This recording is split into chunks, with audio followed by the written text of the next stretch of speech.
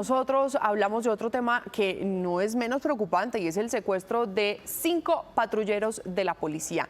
Otro ataque apenas en 7 días del año. Los tienen ustedes ahí en pantalla. Son 5 patrulleros que fueron interceptados por criminales en medio de un retén ilegal en Tibú. ¿Qué estaban haciendo? Regresando en un bus de visitar a sus familias, de haber pasado con ellos las festividades. Desde Noticias RCN rechazamos este secuestro y por supuesto acompañamos a sus familiares en medio de esta incertidumbre.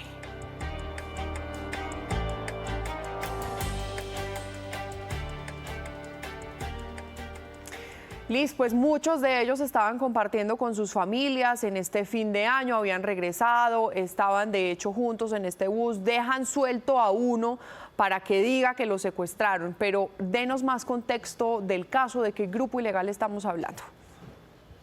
Isa, televidentes, buenos días. Pues mire, la policía todavía no ha confirmado qué grupo ilegal podría tener a estos 5 uniformados, que ya se completan 24 horas de este secuestro. Lo que sí se sabe es que esos uniformados harían parte de la subestación petrolera y Tres Bocas, que están ubicadas allí en norte de Santander. Pero Isa, mire, esta no es la primera vez que surge un secuestro bajo esta modalidad, llamémoslo así, que son los retenes ilegales. Pues recordemos que hace 6 meses en Arauca precisamente secuestraron a 2 policías de la Dijín y todavía no se conoce o no se sabe precisamente qué va a pasar con ellos, si se va a dar la liberación de ellos o qué es lo que sucede. De hecho, ayer hablábamos precisamente con estas familias y siguen pidiendo y siguen guardando esa esperanza de que puedan volver a tenerlos allí. Pues mire, lo que sabemos desde norte de Santander es que las autoridades han confirmado que hay organismos humanitarios que ya están trabajando precisamente para lograr la liberación de los 5 patrulleros que fueron secuestrados en las últimas horas. La policía confirmó que hay una recompensa de hasta 200 millones de pesos por información que permita ubicar a los 5 uniformados que fueron secuestrados en las últimas horas. Hacemos un llamado urgente y categórico a respetar la vida, la integridad y los derechos fundamentales de nuestros compañeros. Ante esta incertidumbre, familiares se han referido a través de las redes sociales pidiendo su pronta liberación. Confiando en Dios, todo saldrá bien. Pero este no es el único caso de secuestro bajo un retén ilegal. Ante esto, expertos aseguran. Un momento tan difícil para el país, que se expongan los miembros de la Policía Nacional que se encuentran regresando de su merecido descanso. Las acciones para contener la actividad delincuencial en el territorio no son contundentes y por lo contrario han sido permisivas. Uniformados que llevan más de 6 meses en poder de los ilegales y muchos de ellos no tienen pruebas de supervivencia. Por su parte, desde ayer, organismos humanitarios adelantan labores para lograr la liberación de estos uniformados. ¿Aló? Bebé, ya.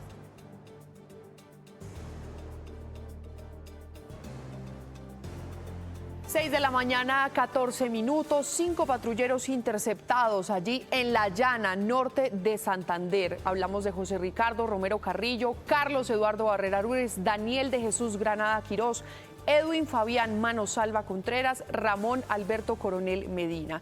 Ellos estaban llegando de partir con sus familias en estas festividades de fin de año, los interceptan en un retén ilegal, paran el bus en el que estaban, hasta les agarran sus teléfonos celulares después de que se dan cuenta que efectivamente son policías porque les revisan hasta la cédula, les cogen su celular, empiezan a revisar, efectivamente comprueban quiénes son, se dan cuenta de que hay uno más, un uniformado más en este bus, a él lo dejan suelto para que finalmente vaya y alerte y cuente lo que sucedió y que se los llevaron.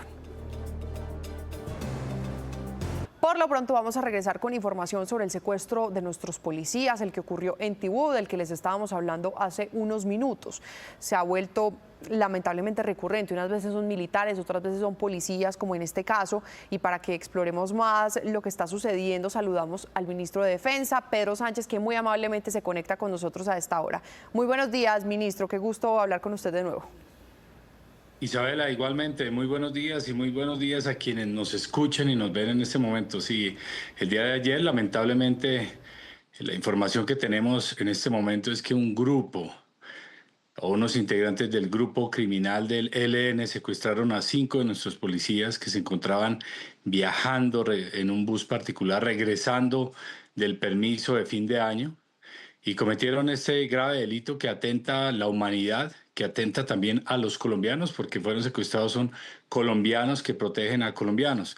pero confiamos en que van a regresar muy pronto sanos y también a salvo, y se están haciendo todas las acciones para que así ocurra. Ministro, ¿quién se los pudo haber llevado en esta zona? ¿Quién está delinquiendo? La información que tenemos en este momento es que sería el cartel del narcotráfico del ELN. El cartel del narcotráfico del ELN, este grupo armado ilegal se ha llevado o podría posiblemente haberse llevado a estos 5 patrulleros. Sí, podemos decir que se ha vuelto ya como un modus operandi, ¿no? Que los cogen cuando están regresando de sus días libres, cuando incluso a veces están vestidos de civil. En este caso nos dicen que hasta les revisaron el celular. ¿Qué acciones se pueden adelantar para que se sienta más seguridad en las vías, no solamente para ellos, sino para los civiles? Imagínense el susto que puede tener alguien en un bus viendo que esto pase. Ahí en esa zona tenemos desplegado alrededor de unos 11.000 hombres, que hace parte del plan que desplegamos en toda la zona de frontera con Venezuela, frontera que compartimos por 2.200 kilómetros, y en la cual hemos desplegado más de 30.000 hombres para contener esos grupos criminales como el cartel del ELN o el cartel del Tren de Aragua. En esa zona específica, en el Catatumbo, hay más de 11.000 con capacidades diferenciales. El comandante general de las fuerzas militares estuvo allá el 30 de diciembre pasando revista de todo el dispositivo y de cómo se está fortaleciendo toda la capacidad para adelantar una ofensiva aún más fuerte contra estos grupos criminales. La defensora del pueblo, con quien interactúo permanentemente, me comentó que el día de ayer se desplazó en esa zona y me reportaba cómo veía presencia importante. Pero hay sitios que es imposible colocar un militar o un policía cada 100 metros. Entonces se colocan en puntos nodales y estos criminales, la información que tenemos es que llegaron en una moto, pararon el vehículo que iba avanzando y en cuestión de minutos comenzaron a revisar. Nuestros policías van en una actividad que es por fuera, digamos, de la propia del servicio, están en su permiso de vacaciones y cometen este delito. Frente a ello, el presidente de la República ayer mismo pues, hizo un llamado importante a la fuerza pública, y también lo hice yo, en el sentido de que se han dispuesto también otras capacidades para que nuestros policías y nuestros militares se desplacen en aeronaves, se desplacen en helicópteros a esas zonas críticas y no corran peligro como el ocurrido y eventos como los que sucedieron ayer. Recordemos también que tenemos secuestrados 9 uniformados más, 2 policías más, 7 militares, y la mayoría de ellos ha sido en actos por fuera del servicio, cuando están de permiso, cuando están de vacaciones. Eso denota, digamos, ese interés o esa debilidad de estos grupos criminales que no pueden enfrentar a la fuerza pública, pero sí lo hacen cuando nuestros uniformados están de permiso. Claro, la canalla, además de hacerlo en el momento que más vulnerables pueden estar ellos, y es cuando están viviendo sus vidas como cualquier ser humano. Ministro, qué bueno que usted nos tocó el tema de la frontera con Venezuela, porque justamente se lo íbamos a preguntar, y es que rondaba esa preocupación en el aire de que hubiera un éxodo masivo, por decirlo así, de los grupos criminales que estaban de ese lado de la frontera, que estaban en Venezuela, que se devolvieran para la de Colombia, que comenzara ese enfrentamiento entre los mismos frentes de ellos y que afectara esto a la población civil. ¿Cómo va ese tema? Sí, nosotros planteamos 3 escenarios en el tema de migración, en el tema de la frontera. Uno, que ocurriera una migración fuerte de Venezuela hacia Colombia, otro que permaneciera prácticamente el mismo movimiento, y otro que ocurriera lo contrario. Por ahora, en términos de migración, ha ocurrido básicamente el neutral, o sea, se mantiene el flujo normal, los pasos normales. Estamos allá constantemente, como todo el Estado, monitoreando lo que está sucediendo. Y frente a los grupos criminales, pues que se movieran esos principales cabecillas que estaban al otro lado. Uno de ellos es, por ejemplo, alias Pablito. Es un criminal muy peligroso porque no hay una recompensa de hasta 5.000 millones de pesos. También está Antonio García, también está otros cabecillas de otros grupos como alias Iván Márquez, que no tenemos información exacta si esté vivo, si no esté vivo, en qué condición lo estaría, pero lo que sí sabemos es que se sienten más inseguros en ese territorio y van a intentar moverse hacia acá donde están las estructuras.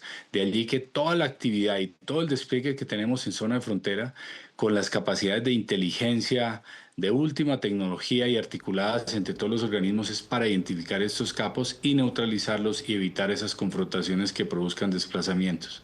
Los cabecillas entonces serían quienes están haciendo este éxodo. Ministro, gracias por el dato, gracias además por esta entrevista. Le deseamos un buen día. Isabela, muy amable, un abrazo muy grande a todos los colombianos y debemos mantenernos unidos y avanzar como nación, que nos sintamos orgullosos de ser colombianos. Muchas gracias.